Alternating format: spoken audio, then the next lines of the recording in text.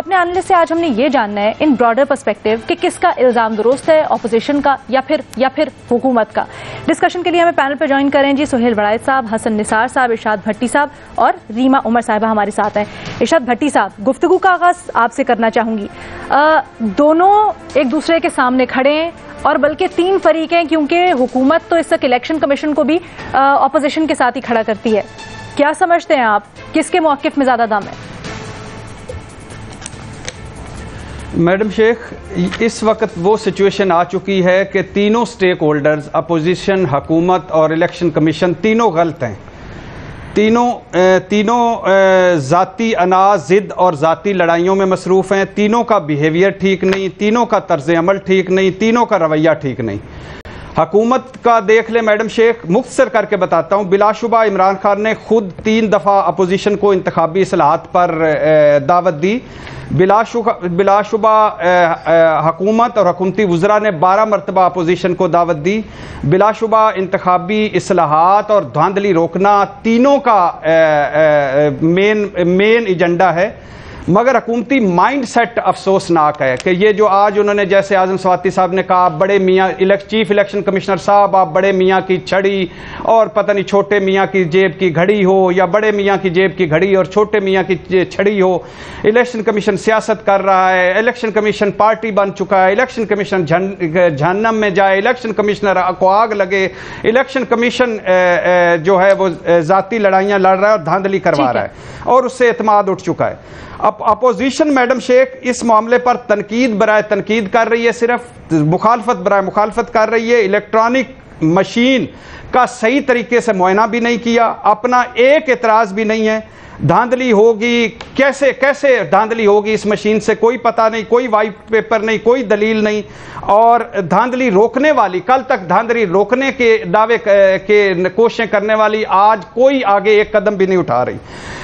Election commission पे आ जाए madam Sheikh, local bodies पर फड्डा हुकूमत के साथ इलेक्शन कमीशन का, 10 का इलेक्शन पर फड्डा और दूसरी तरफ यूसुफ रज़ा गिलानी साहब पर सुस्त रवैया, सेनेट ओपन बैल्टिंग होना ना होना उस पर फड्डा, इलेक्ट्रॉनिक रिफॉर्म्स बिल पर फड्डा, इंट्रा पार्टी इलेक्शन पर फड्डा, और फिर अब जाकर इस मामले पर फड्डा ये कि इलेक्शन कमीशन एक ब्रिज का रोल अदा कर सकता था जब हुकूमत और अपोजिशन नहीं बैठ सकती थी। लेकिन बदकिस्मती से इलेक्शन कमीशन ने 37 वो पॉइंट दिए जिसमें 10 पॉइंट ऐसे हैं जिन पर बात हो सकती है, बाकी 27 पॉइंट तो उनकी अपनी अहलियत के मुताबिक हैं, अपनी अहलियत के हवाले से, अपनी सलाहियत के हवाले से हैं। इनको ये बेहतर रवैया करके थोड़ा सा दरमियान का रास्ता निकालकर सारों को बिठा सकते थे। मैडम शेख, अब बात यह है कि ये जो मामला है इसके पीछे 1-2 और चीजें भी हैं। जी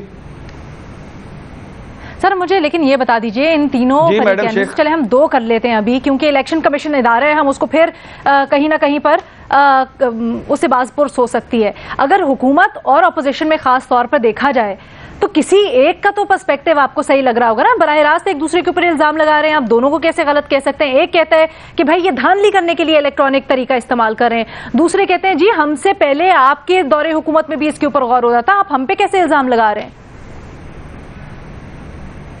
मैडम शेख, देखिए, पहली बात तो यह है कि इलेक्ट्रॉनिक वोटिंग मशीन ये गलत है या सही है, इसमें कितनी चीज़ें सही हैं या कितनी चीज़ें गलत हैं, ये एक डिफरेंट सवाल अब हो गया है।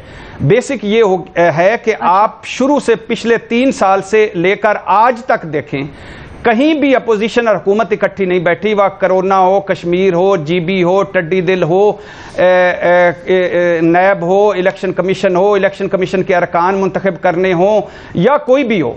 अब ये सिर्फ अपोजिशन, हुकूमत जो है माइंडसेट, जैसे मैंने कहा है, वो हुकूमत का एक अलहदा वो है कि, और दूसरी अपोजिशन जलती पर तेल कर रही। लेकिन इस वक्त मैडम शेख हुकूमत का जो रवैया है उसके पीछे 2 और चीज़ें भी हैं। इस पर हमारे दोस्त जवेद चौधरी तफसीली लिख चुके हैं और ये बड़ी ये हुकूमत को हीट भी फील हो रही है। एक ये है कि 10 का इलेक्शन इंक्वायरी की रिपोर्ट अगले 2, 3, 4 दिनों में इलेक्शन कमीशन दे रहा है। वो रिपोर्ट मुकम्मल मुकम्मल हो गई है और उसमें सुना है बड़ी सख्त रिपोर्ट है, हुकूमत के लिए कोई अच्छी रिपोर्ट नहीं है। दूसरा है फॉरेन फंडिंग केस है, जो फॉरेन फंडिंग केस या ममनुआ फंडिंग केस है उस पर सिक्योरिटी कमीशन ने रिपोर्ट मुकम्मल कर ली है और वो भी सुना है बड़ी सख्त है हुकूमत के हवाले से। तो इस वक्त लग रहा है हुकूमत को कि ये सारा कुछ हमारे खिलाफ हो रहा है, चीफ इलेक्शन कमिश्नर साहब हमारे खिलाफ हो रहे हैं, ले रहे हैं या हमारे खिलाफ इस वक्त वो कर रहे हैं। लेकिन ये बड़ा आगे जाकर मुझे लग रहा है कि ये मामला कोर्ट में या सुप्रीम कोर्ट में या आगे बहुत बड़ा कानूनी फंडा बनने जा रहा है और ये अब ये इलेक्ट्रॉनिक वोटिंग मशीन से बात आगे निकल गई है। अच्छा, ये जो आप कह रहे हैं सर, तो इस तरह से तो तासुर यही जा रहा है कि हुकूमत फॉरेन फंडिंग केस और डस्का वाले से जरा परेशान है, इसलिए डायरेक्ट हमले कर रही है। तो फिर साफ साफ अपोजिशन की वो लेना। मैडम शेख, मैंने जैसे कहा ना कि लोकल बॉडीज पर इलेक्शन कमीशन नहीं मैडम शेख, लोकल बॉडीज पर जैसे मैंने कहा ना कि हुकूमत और इलेक्शन कमीशन एक दूसरे के सामने थे। भट्टी साहब, नहीं, आप बड़ा डर के तज्जिया दे रहे हैं।